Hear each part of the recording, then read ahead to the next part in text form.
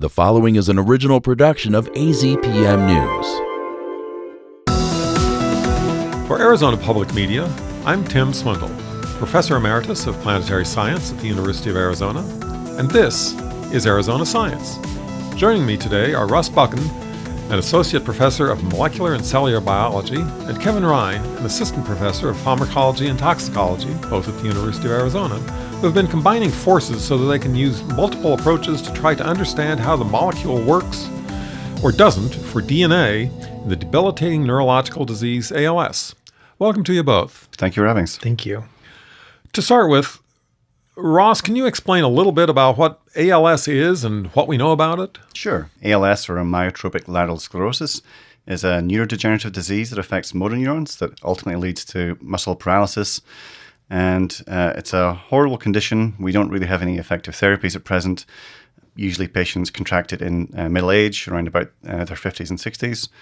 And we're very keen to understand the mechanisms that are causing these motor neurons to atrophy.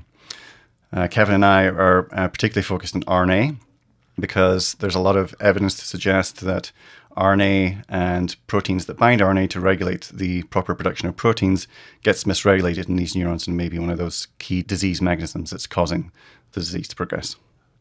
Kevin, can you tell us a little bit about how RNA fits into ALS?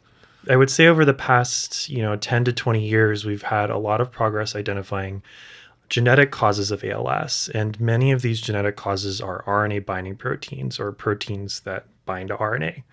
And so these proteins can modulate or change RNA metabolism, so how RNA gets processed inside the cell.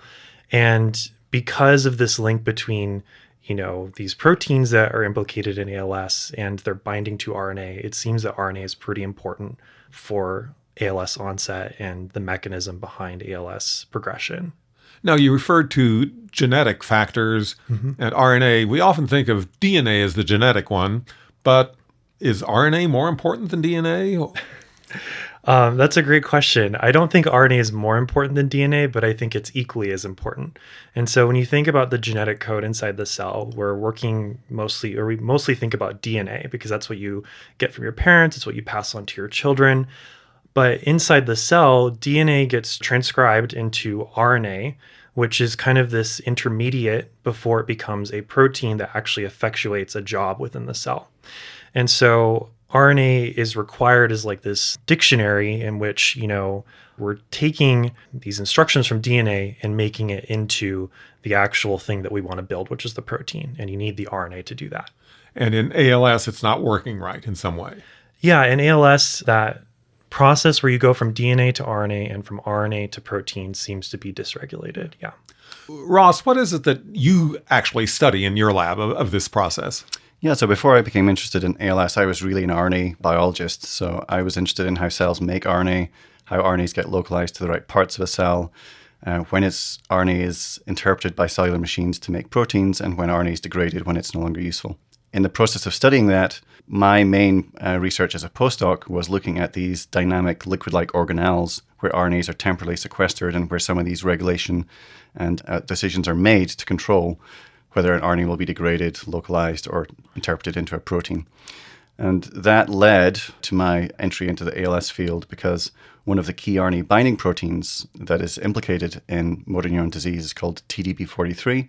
It happened to be localized in these liquid-like organelles. And so we sort of transplanted our studies of how these liquid-like organelles are regulated and controlled to understanding how TDP-43 may be taken along for the ride in those decisions.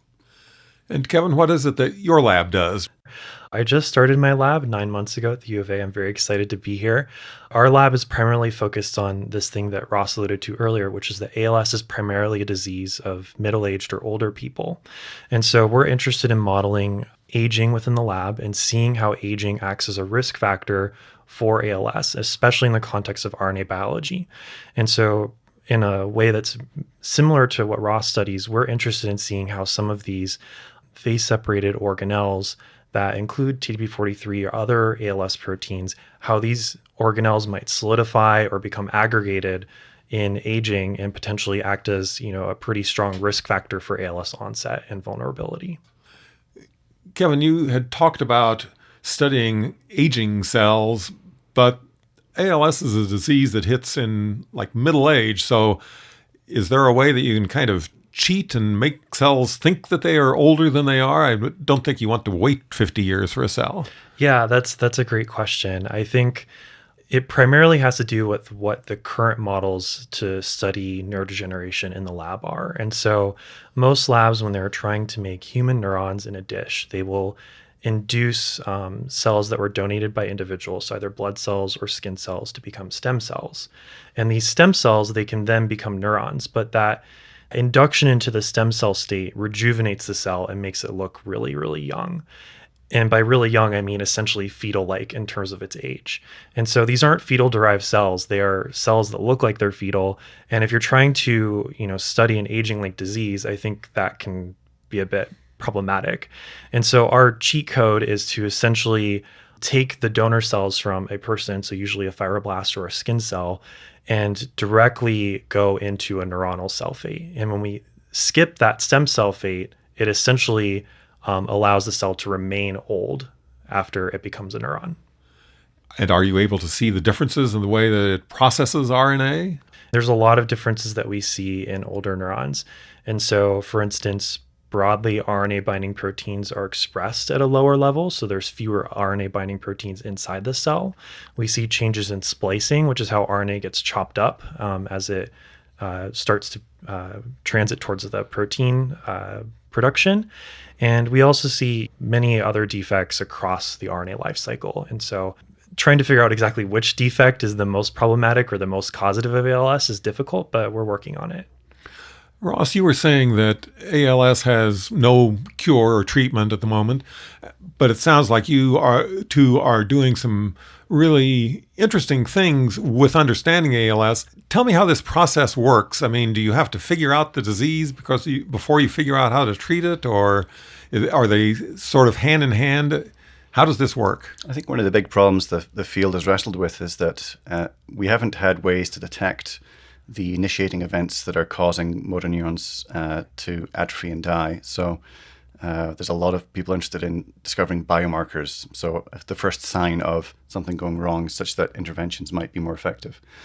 The protein that I mentioned previously, TDP43, there are many different forms of ALS, many different genetic forms, sporadic forms, but almost all ALS has this particular protein of interest, mislocalized and doing aberrant things as far as RNA biology is concerned. And so myself, I think Kevin as well, we're both quite interested in figuring out what is it about TDP43 being mislocalized, accumulating, aggregating, that ends up being toxic for a cell.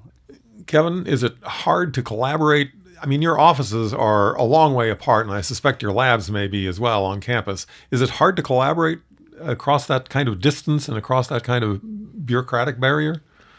I don't think it's particularly hard to collaborate because we can still walk reagents across campus. Our students can have meetings. There's always Zoom, but I think it's actually fairly easy for us to have conversations either in person or to pass reagents off or to show each other experiments. So, I think that's one of the benefits of being at the same university is that you can really establish these strong collaborations and accomplish a lot because of this ability to interface in person and to easily get reagents transferred between labs. Ross, are there other people that are going to become involved in this other than the people in your labs? Sure, I'm glad you asked that. So Kevin and I have both recently been tasked with establishing a so-called special interest group on ALS research. So with support from Bio5, we've got some other PIs on campus like Haining Zhu, Martha Bhattacharya, to come together in a sort of a meeting series collective where we will share our ideas, what we work on. And the hope is that it'll lead to collaborations, maybe collaborative grants, and just, useful feedback on students and postdocs and PIs' ideas. So that's a project that we're in the early stages of doing right now, but we're excited about it moving forward. Well, thank you both for coming in today. Thank you very much. Thank you. Our guests today have been Ross Buchan and Kevin Rhine, who are studying how RNA fits into the story of ALS, but studying it from different perspectives. This is Tim Swindle, and you have been listening to Arizona Science. You can hear more of this conversation and others on our Arizona Science segments by going to the AZPM podcast at azpm.org.